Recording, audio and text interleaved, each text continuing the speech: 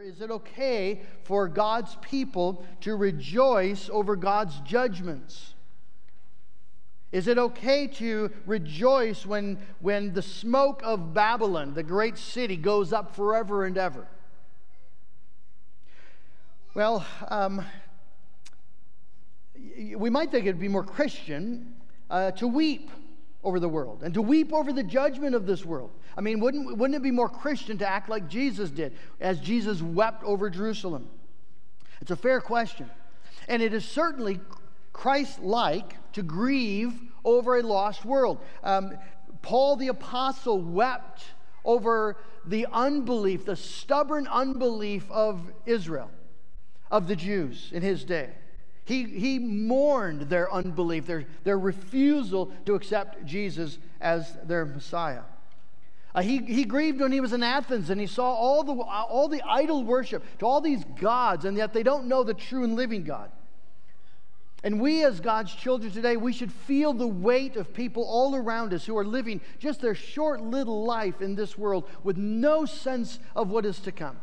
No sense of their obligation to worship the God who created them. No sense of the glory that awaits those who come to know Jesus Christ. No sense of the terror of being cast into hell, the judgment of God that awaits everyone who does not know and love Christ.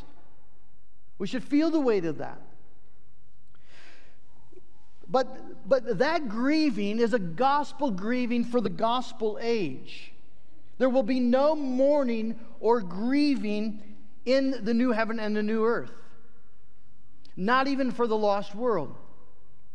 Remember, the Jesus who wept over Jerusalem is the same Jesus who judged Jerusalem. The same Jesus who died so that sinners could be saved is the same Jesus who at the end of time, when the gospel age is completed and the elect have been gathered in, it's the same Jesus then who we're going to read in the following verses of chapter 19, come as a great warrior, King of kings and Lord of lords, and judge the nations. And so that grief is appropriate now, but it's in some way it's not going to be appropriate in the new heaven and earth. And one of the things that will help us with that is to realize that when we get to heaven, we're going to see things correctly, as they are, or we'll see things the way that the saints and angels here in Revelation 19 see them. In the world that we live in today, if I would ask you what's the most valuable thing in the world today, you would say people, my family. When I was a young teenager, our house burned down, and we stood there out in the farmyard, watching it collapse with all of our stuff in it, and we just congratulated each other, right? Celebrated. Everyone's out. Everyone's safe. People matter, and they do matter. But in heaven, you will immediately recognize that there is something that matters more than people. That the glory of God is the ultimate value, and that everything that offends or violates or rejects, ignores the glory of God is actually the essence of evil and must be judged. See, I'm convinced that when we finally stand in the presence of Jesus, face to face, and in the presence of God the Father, we will say over and over, I had no idea. I had no idea.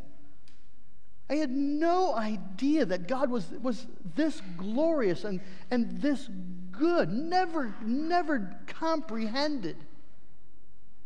We're promised that'll be true. You see, God and the glory of God is the ultimate value of the universe. The primary obligation that drove Jesus to the cross was not fundamentally the value of the human soul, but the value of the glory of God. That's why he prays in John 17, Father, the hour has come. Glorify your name. You see, the deepest necessity is that the Father be worshiped and that the Father's saving purposes be fulfilled.